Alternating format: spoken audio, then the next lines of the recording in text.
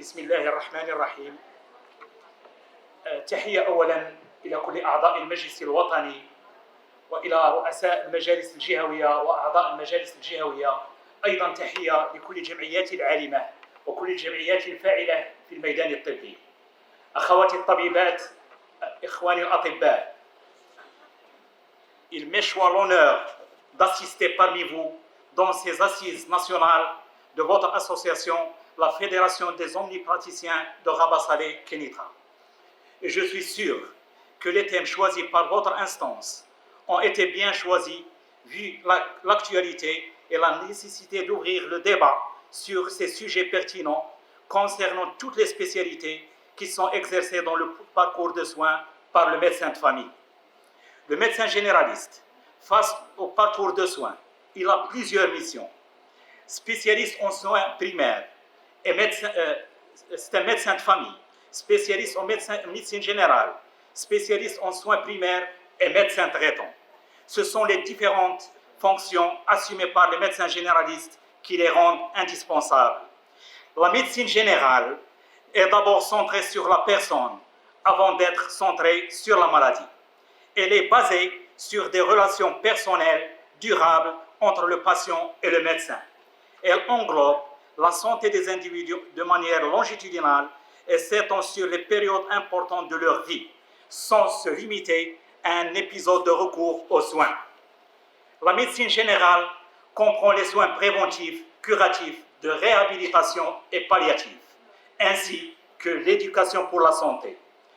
La grande majorité des problèmes sont résolus par le médecin de famille, mais parfois en coordination avec les médecins spécialistes.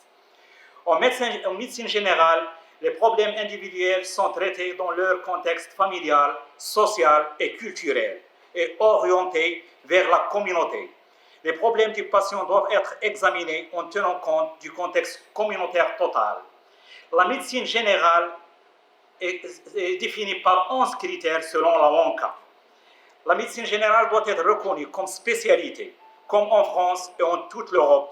Les médecins titulaires du diplôme de médecine générale sont habituellement appelés médecins généralistes, mais depuis l'avènement en 2004 des épreuves classantes nationales rendent les médecins généralistes sont à la fin de leur cursus Bac+9 titulaires d'un diplôme d'études spécialisées et donc spécialistes de médecine générale. La dualité entre une médecine qui progresse techniquement et une santé qui régresse socialement, auquel il doit faire face par la valorisation de la médecine générale ou communautaire.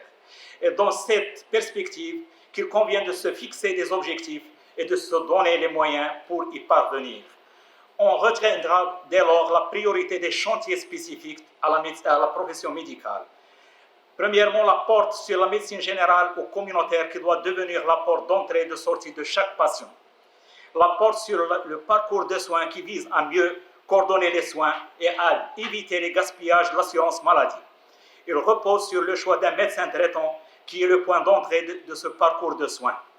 Le médecin traitant, qui est le médecin généraliste, peut orienter le patient, surtout que le profil épidémiologique du Maroc connaît un changement majeur avec une charge croissante des maladies non transmissibles, qui sont actuellement à l'origine de près de 75% de l'ensemble des décès au Maroc, et qui sont suivis par le généraliste tel que le diabète, soit 30% du nombre total estimé de diabétiques, qui sont pris en charge par les médecins généralistes, soit environ 1 300 000 diabétiques.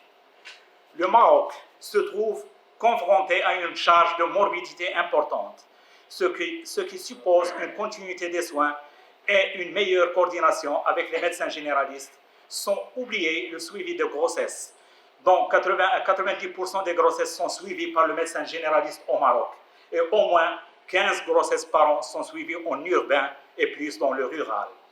Étant donné la signature de la Convention nationale sur la tarification qui a suivi une démarche de concertation avec les syndicats, et le CNOM, ce n'est qu'un garant et dans l'oubli de mettre le remboursement de l'échographie qui est devenue importante dans le diagnostic pour le médecin généraliste. Et suite à une réunion faite entre le CNOM et l'ANAM, cette situation sera la première à régler.